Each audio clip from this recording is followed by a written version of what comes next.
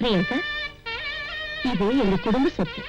பரம்பரை பரம்பரையா இந்த வீட்டுக்கு வர்ற மருமக தான் இத போட்டிருக்காங்க. நீ தானே எனக்கு மருமக, நீயே போட்டுக்க.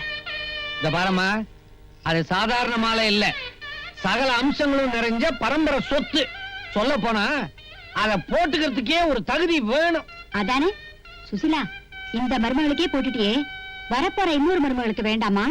அது சரி, வரப்போறவளையும் இவள மாதிரி ஒண்ணு இல்லாத குடும்பத்துல இருந்தா எடுப்பே. அவளை எடைக்கு எடை தங்கமில்ல கேப்ப. பாவம் நம்ம சேகர், அவனுக்கு தான் குழந்தை மனசாச்சே. சின்ன வயசுல ரோட்ல கஷ்டப்பட்டுக்கிட்டு இருந்த நாய்க்குட்டிய வீட்டுக்குள்ள கொண்டு வந்து வச்சுக்கிட்டவனாச்சே. அப்படின்னா அவன் இன்னும் மாறல, அப்படியே தான் இருக்கான்னு சொல்ல வரீங்க, அதானே? ஆமா.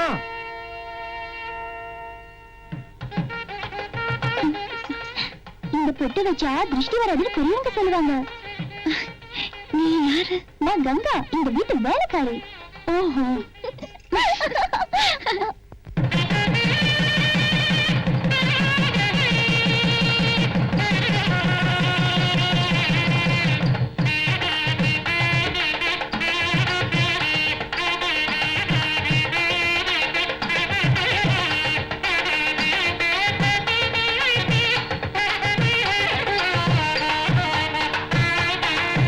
பணம், பதவி, அந்தஸ்து இதுக்கு மட்டுமே மதிப்பு கொடுக்கிற அந்த உலகத்துல நீ பேசின உண்மைக்கு மதிப்பு கொடுத்து உன்னை இந்த வீட்டு மருமகளா ஏத்துட்டு இருக்காங்க.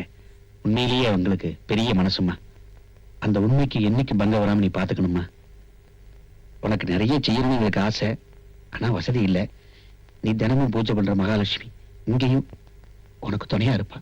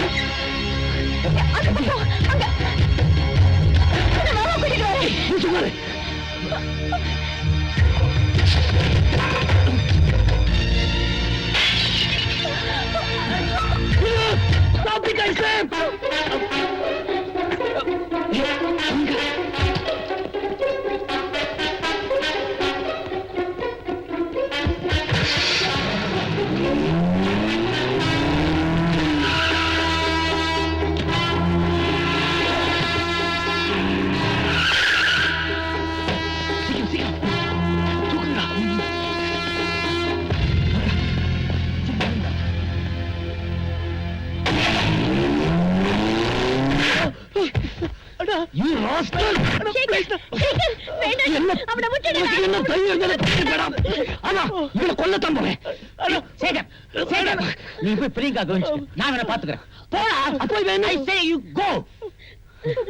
ஏண்டா என் குடும்பமானத்தை குழி தோண்டி புதைக்கிறதுக்காக எனக்கு பிள்ளையா பிறந்த உன்னை போடா, கண்காணாத இடத்துக்கு போடா, எங்கேயாவது போய் சொல்லலாம்.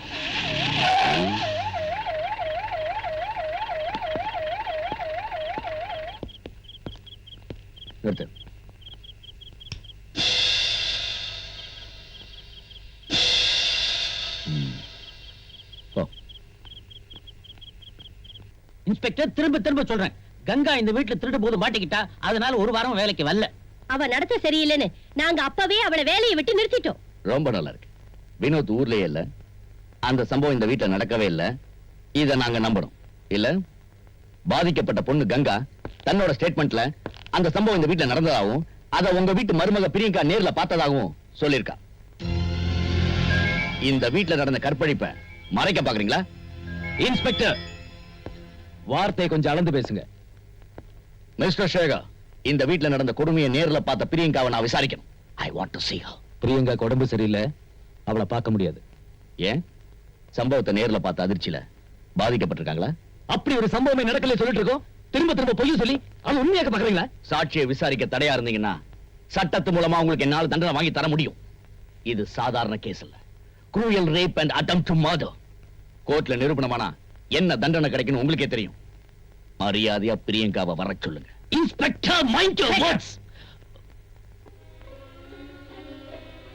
சுசீலா, நீ போய் பிரியங்கா கூட்டிட்டு வா.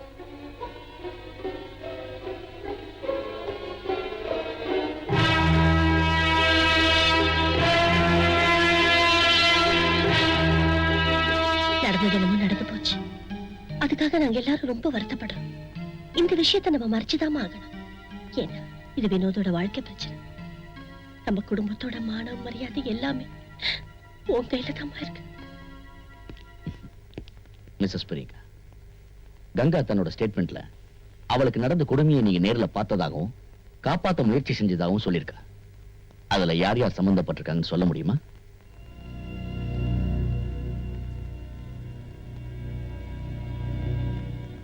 கங்காவோட வாக்குமூலத்தை நிரூபிக்கணும்னா உங்க சாட்சி ரொம்ப முக்கியம். ஒரு ஏழை பொண்ணுக்கு நீதி கிடைக்கும். Please. கங்கான்னு ஒருத்தி இந்த வீட்டுல வேலையே செய்யலன்னு சொல்றாரு உங்க மாமனார். அவன் நடத்த சரியில்லாதவன் சொல்றாங்க உங்க மாமியார். அப்படி ஒரு சம்பவமே நடக்கலன்னு சொல்றாரு உங்க புருஷன். நீங்க என்ன சொல்ல போறீங்க? அன்னைக்கு எனக்கு உடம்பு சரியில்லை, அதனால என் ரூம் விட்டு நான் வெளியவே வரல.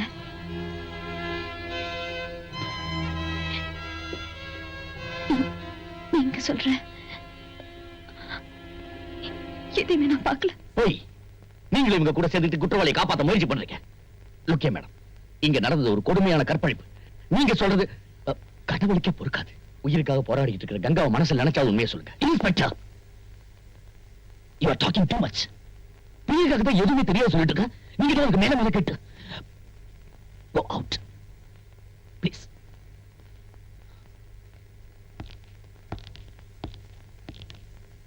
Look, Mrs. பிரியங்கா, மானத்தை பறி கொடுத்துட்டு ஆஸ்பத்திரியில மரணத்தோட அணுவ போராடிட்டு இருக்கிற அந்த ஏழை ஜீவன் நீங்க உண்மையை சொல்லுவீங்கன்னு காத்துக்கிட்டு இருக்கு. அதை மறந்துடாதீங்க.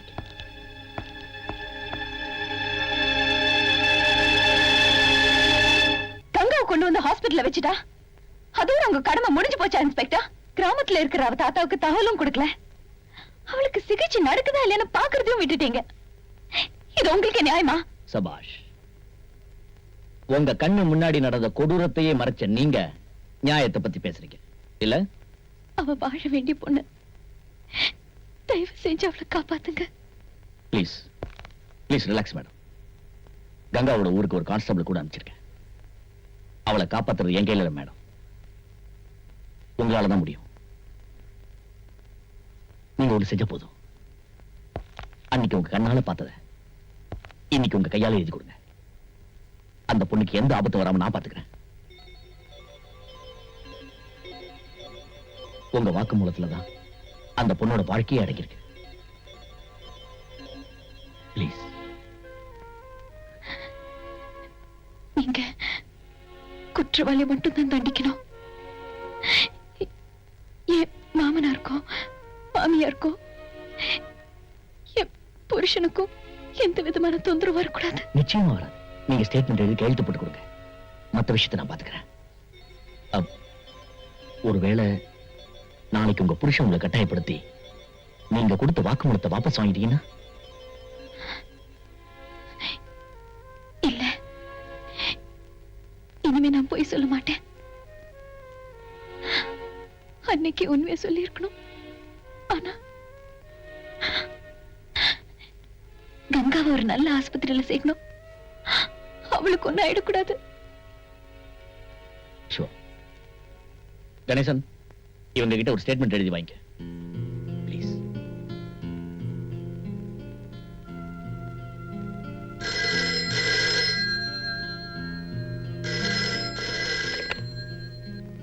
ஹலோ சார், உங்களுக்கு 100 ஆயிடுச்சு சார். கரெக்டான நேரத்துக்கு போன் பண்ணிருக்கீங்க. நாம திட்டம் போட்டபடி பிரியங்காவை நம்ம வழிக்கு கொண்டு வந்துட்டேன்.